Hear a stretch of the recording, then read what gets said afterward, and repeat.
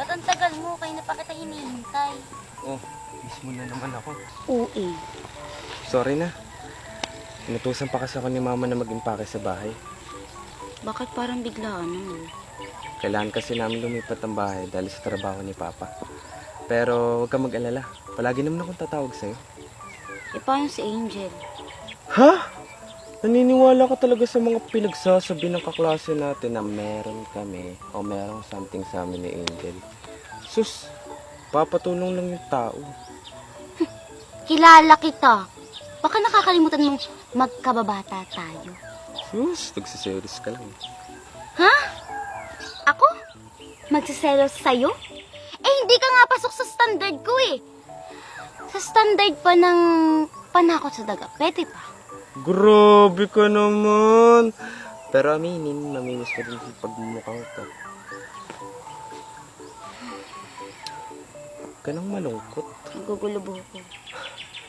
Bukas, magkita ulit tayo dito. 3:00 ng hapon. May sasabihin ako.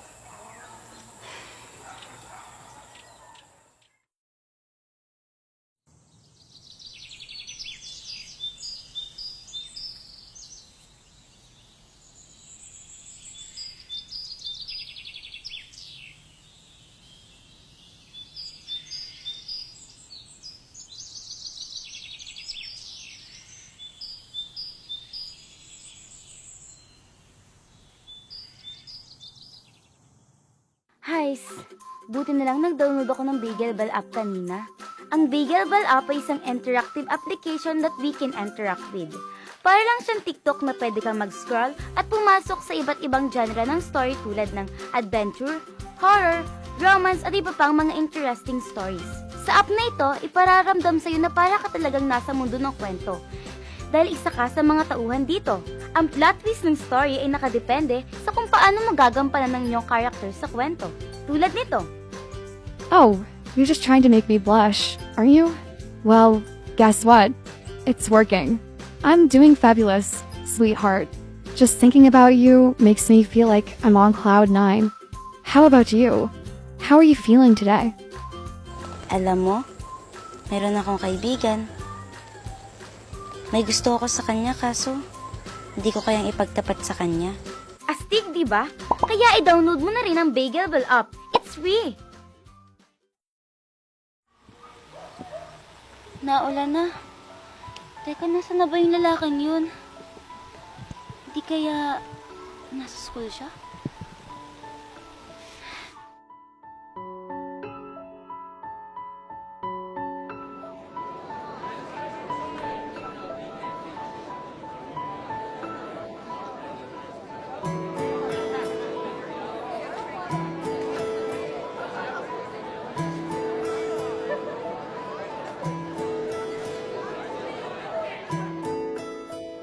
Ay, naku, kumari. Grabe na talaga ngayon ng mga kabataan. Ang hilig na makipagbasag ulo. Ay, sinabi mo pa, kumare. Ay, kawawa pa man di estudyante. Graduating pa man din ng senior high. Ay, naku, kung sa akin yung nangyari, Mari, baka hindi ko alam kung anong aking gawin. Ay, lalo naman sa akin, Mari. Ako sa anak ko yung nangyari. Mga kabataan ngayon, kaka-stress na sila. Ay, Brad, Mari. Ah.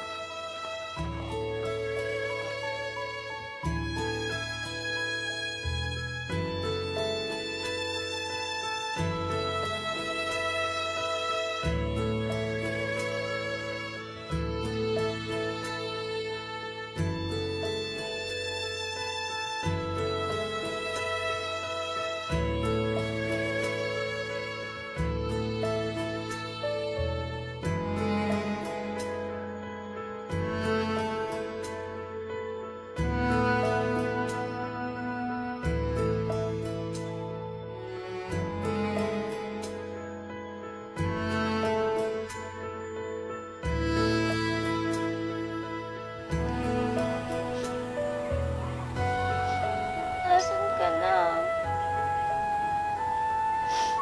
Pinuntahan kita sa bahay niyo pero wala rin kayo dun.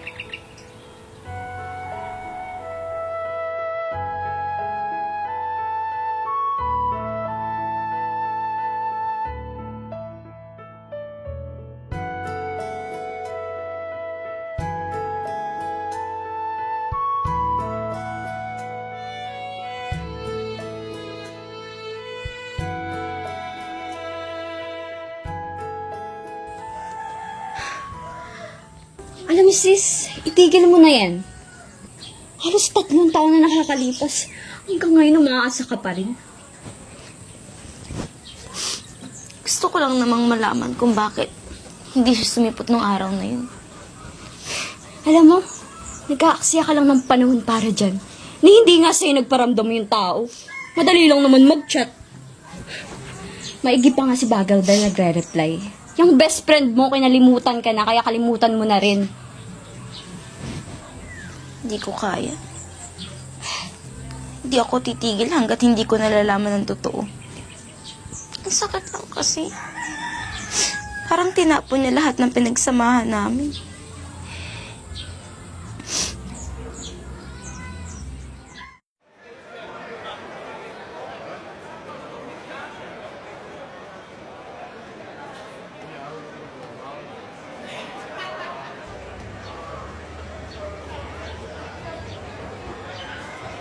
Tita? Katin, ikaw ba yan? Masaya ako na nakita muli kita. Laki na ng pinagbago mo. Mas lalo kang gumanda. Kung siguro nandito si Luro. Masayang masaya yun. Nasaan po ba siya, tita?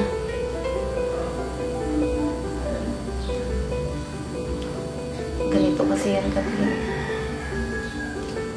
Wala na siya. 3 taon nang nakakalipas.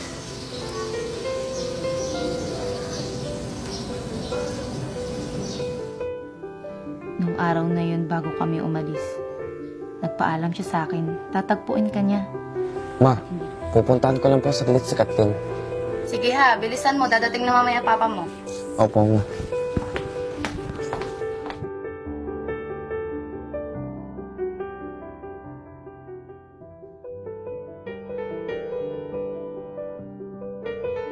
At hindi ko alam na yun ang huli naming pagkikita.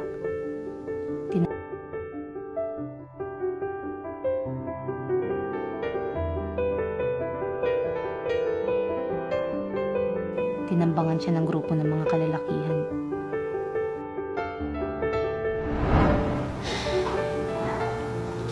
Sa katunayan, may pinabibigay siya sa ngayong sulat.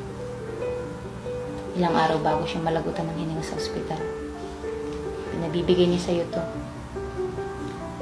Kaso hindi ko naman alam kung saan ka nakatira.